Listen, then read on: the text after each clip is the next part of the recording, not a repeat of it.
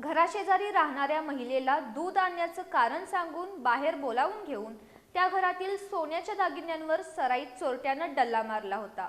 नागदेवाडी इथल्या महेश्वर कॉलनीत हे दागिने चोरणाऱ्या अवधूत धुरे या सराईत चोरट्याला करवीर पोलिसांनी अटक केली।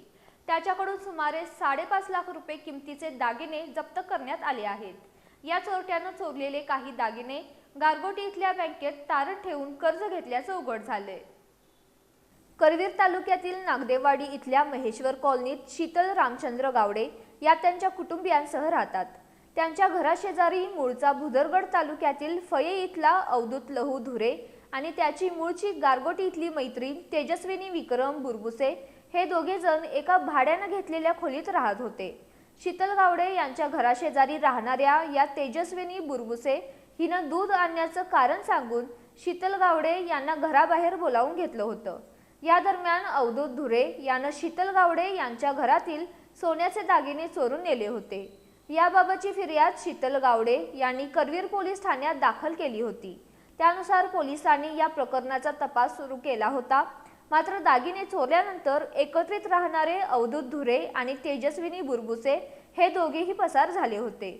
यातील अवधूत धुरे हा नवीन वाशी नाक्याजवळ येणार असल्याबाबतची माहिती करवीर पोलीस ठाण्याचे पोलीस निरीक्षक रवींद्र कळमकर यांना मिळाली होती।